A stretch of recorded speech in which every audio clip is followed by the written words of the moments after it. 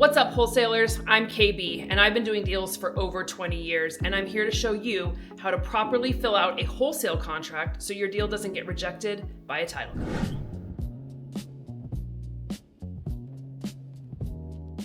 On today's video, we're going to show you how to fill out a single person or a married couple contract. I have a series where I'll also be going over power of attorney, LLC, trust, and deceased parties. And if that's your scenario, make sure you check out those videos.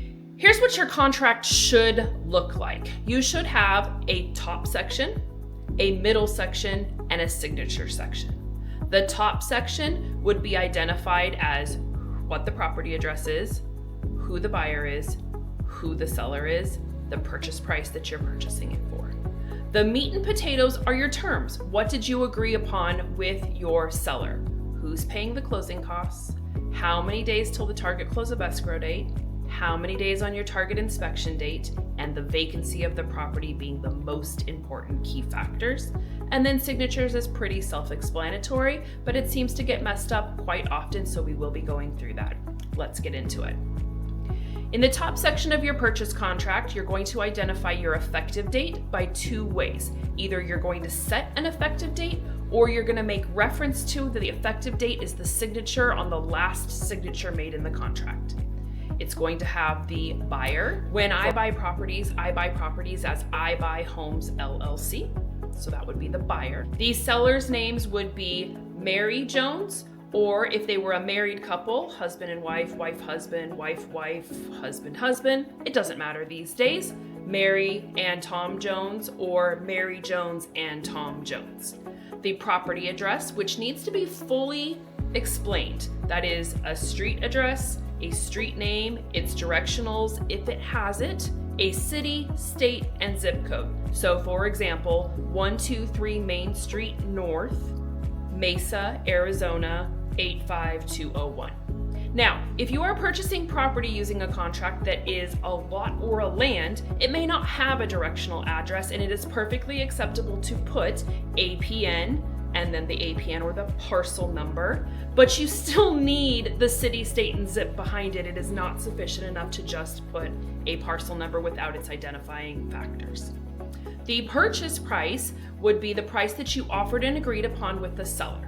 Now, if this contract was written as $80,000, that would be 80,000.00, and please do write all of that out.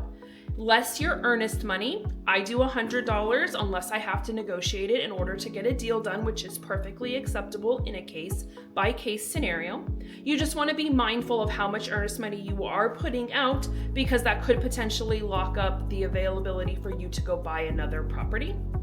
Whatever that earnest money is, you're going to subtract that for your cash due at close would then be the resulting difference. So in this instance, 80,000 less 100 would be 79,900 due at close, written as 79,900.00. Now the next field that you need to fill out is going to be your target close of escrow date.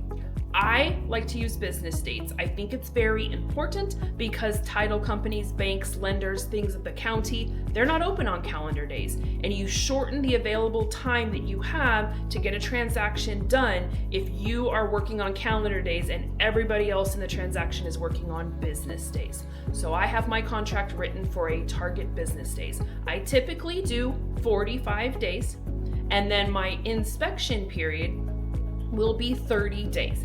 Now, a lot of people ask me, Kirsten, why do you have an inspection period if my purchase contract is as is? Well, it's a really good question. Here's the answer.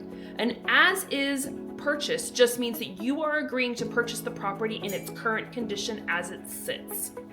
It doesn't necessarily mean that you're taking it with all the junk in it without negotiation if that's how you operate your business, but it is the condition in which it sits, meaning that the seller is not required to make any repairs to the property in order to meet the price that you agreed upon.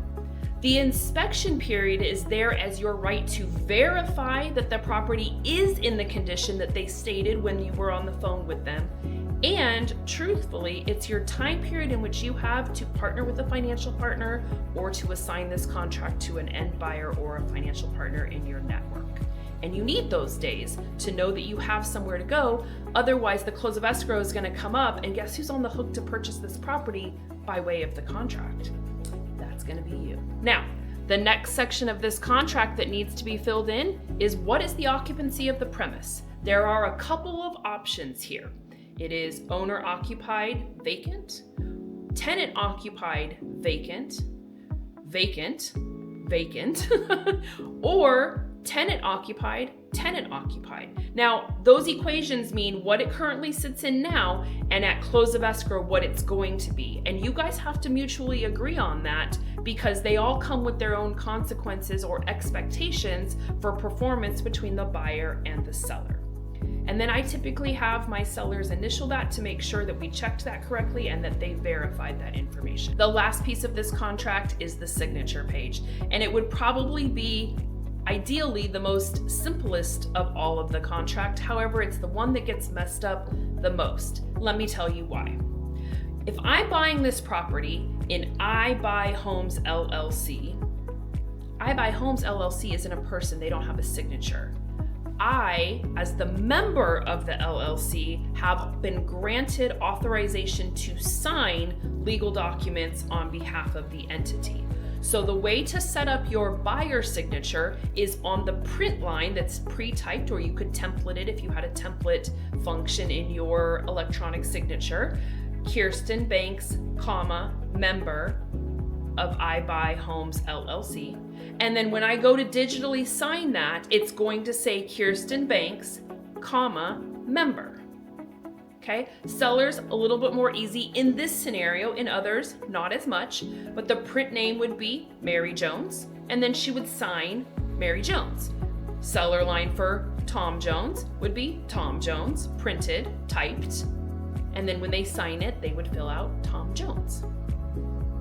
Pretty simple, gets messed up all the time. Now, the last document in my wholesale contract is an AIF, which is an industry standard term. Really, the title of the document is authorization to sign listing docs and offers. This document is the one that gives you the permission to market the property when you don't yet own the property by signing the seller's name. This document has to be from a person to a person. It cannot be to my buying entity. So when you fill this out, the seller is the seller, just like they were noted on the first page of the contract as seller.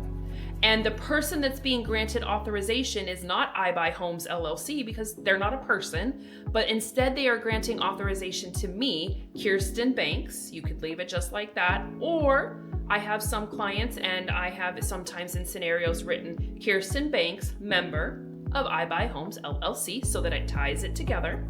The property address, again, fully typed out, and then the seller's names executed just like they were on the contract.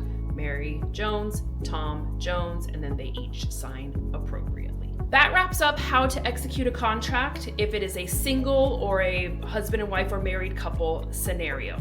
If you don't have a contract or you'd like to upgrade to my version, I do have a bundle of my cash contract, an assignment contract, a double close, plus the script on how you go over this contract with your seller available to you. Click the link below in the description to purchase the bundle, or you can sign up for a free one-on-one with me to learn about how I can TC all of your deals for you. See you on the next one. Love you, mean it.